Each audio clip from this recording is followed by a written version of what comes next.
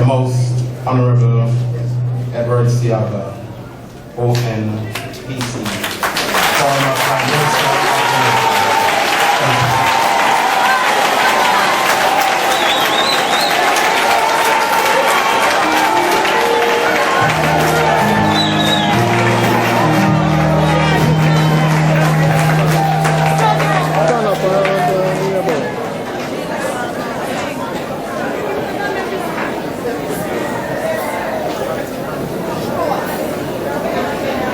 When I came to this area in 1960, I found a group of young people, indeed very young people, who were deeply interested in their community. They immediately became involved with me and worked with me to build that membership of young people to an enormous one.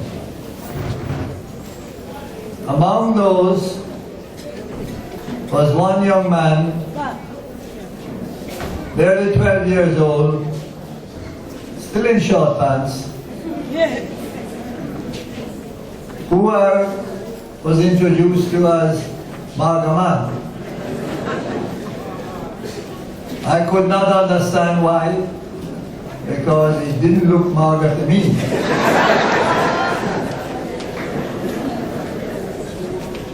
But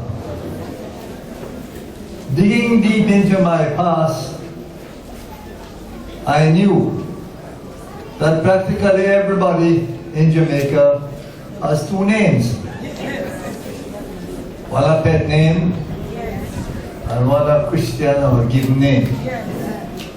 And I asked the lady once in Buxton Town in St. Catherine, where I used to live, why two names?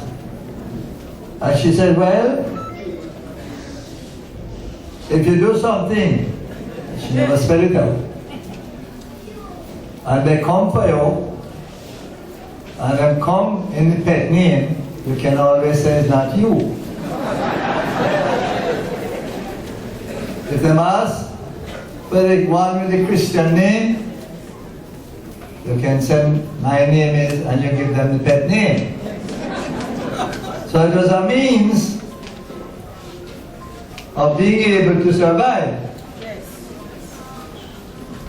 Margaman, however, was not a survivor. Margaman was an energetic person, an activist in everything that he did. From that age, he became involved in the building of a youth organization in West Kingston. To the point where at age 16, he became vice president of the West Kingston Juveniles. In those days, when I had an annual conference of juveniles, this arena we have to go. Pull it. So we need a team of executives to run it. He went on from there to become a member of Young Jamaica, not pausing to wonder whether he had time to do all these things. He became president of the Mount Hope branch and continued his work in building the community. Then he joined the Victor's Youth Club, which was founded by Babsy Grange. And out of that Victor's Youth Club came one of the most outstanding popular music groups in Jamaica's early history, the Techniques, who created many tunes that were hits after we gave them a few instruments to learn. None of them could play music. But after a while they were up there in the charts, #1 and #2.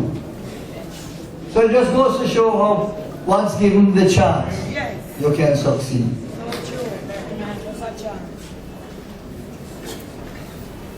The name Magaman is a good starting point to trace what happened thereafter. Because his next step was to run for the KSA seat of councillor for the area. And in so doing, he won twice, and huge majorities. We don't deal with nothing less than that around.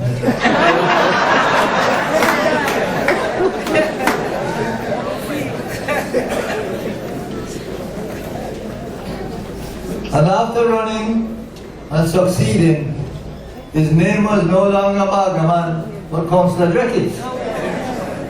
Moving up. After serving 2 terms, he decided in 1982 that he had another calling. Many of you will say the higher calling or the highest calling. And he decided to take up another career path, and that was to become a messenger and a worker for the Lord. He was ordained a bishop in the Alabitian church here, but soon separated from it and went to New York to live. But again, Councillor Dreckette, now no longer Councillor Dreckette, but Bishop Dreckette, was not satisfied. And he set out from that base to build 21 churches, 15 here in Jamaica, and 6 elsewhere, mostly in Trinidad and Tobago, and 1 in New York.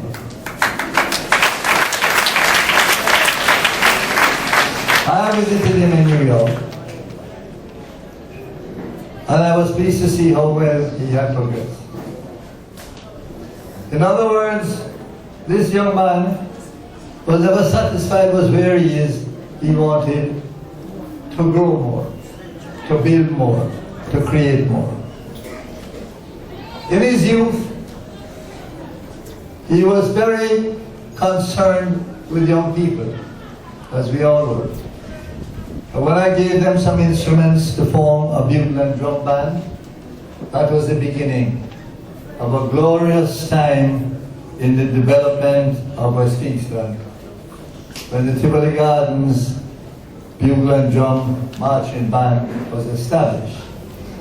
Today it's not just a few instruments, it is a large band, available for many purposes, but so well organized, so active, that with the little money that they earned playing at funerals and so on, which they saved, they were able to afford to go away once a year, every year, to New York, where there were special parades in a particular holiday. And there they took part as a bugle and drum marching band from Tivoli for the occasion. Well, we have come to the end of that line. I am sure he would have wished to have continued further. But he was called. He was called for another purpose, we must believe. And we are here to mourn with his family, with their wife Rita, and in case you don't know, 13 sons and 5 daughters.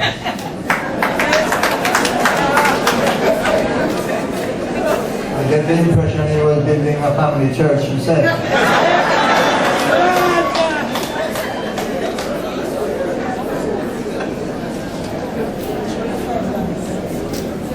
So we are here to mourn his passing. He never forsook Jamaica after he left in 1984. He came back like every 6 months. And therefore was a familiar name, and the people never forgot him, as testified by those of you who are here today. And we certainly at the leadership level have never forgotten Magaman, Samuel Dreckette, Councillor Dreckette, or Bishop Dreckette.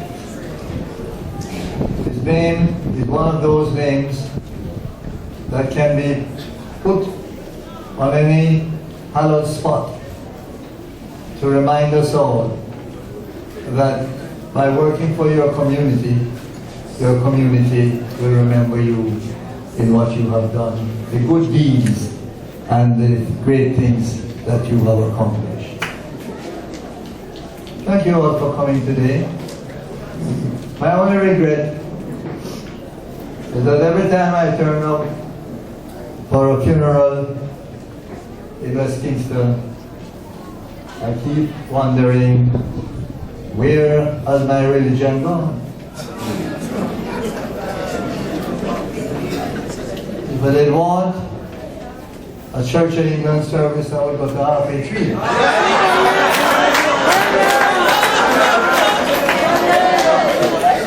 So my bishop, thank you very much for reminding them what we are about. Thank God I have the music, which one day I'm going to reproduce and hand it out so everybody can know what used to be the rightful worship in those days. Thank God I have pictures which tells me what that was in the days of Mother Thompson and Father Thompson, in the days of Son Page, in the days of Bishop Hunter, all of those. And thank God I have the robe and the rod of Bishop Joe Williams, Shepherd Joe Williams, because I treasure these things. This is our heritage, and we must not discard it. I don't want us to gain by going any other way. But in this way, you are true to yourself. You allow your soul to be expressed. A soul that comes from hundreds of years of Africa's teaching.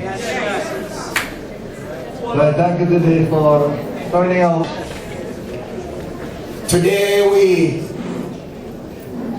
bid fond farewell to